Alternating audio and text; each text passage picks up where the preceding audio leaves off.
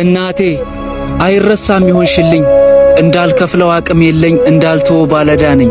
እናቴ አይቻልም እንጂ ቢቻልም አኖሮ ደስታዬን ሰጥቼሽ ሳቄን ጨምሬልሽ ነፍሴን በሰጠውሽ ሞትሽን ወስጄልሽ። ምንም ድሃ ቢሆን ባይኖረውም ሀብት ከደጃፍ ሲቀመጥ ደስ ይላል አባት። 9 ወር ባያረግዝ ዓመት ባያጠባ አባት ሚስጥር አለው ሆድን የሚያባባ። እወድሃለሁ አባቴ።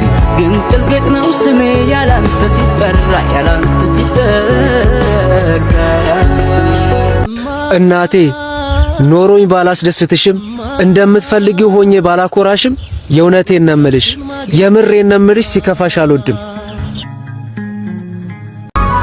ወዳጄ ኖረህም አልኖረህም ጥሩ ሆንክም መጥፎ ሆንክም ፈሪ ሆንክም ጀግና ሆንክም መልከኛ ሆንክም መልከጥፉ ምንም ሳታደርግለት ዝም ብሎ የሚወድህ ሕይወት ላይ አንድ ሰው አለ።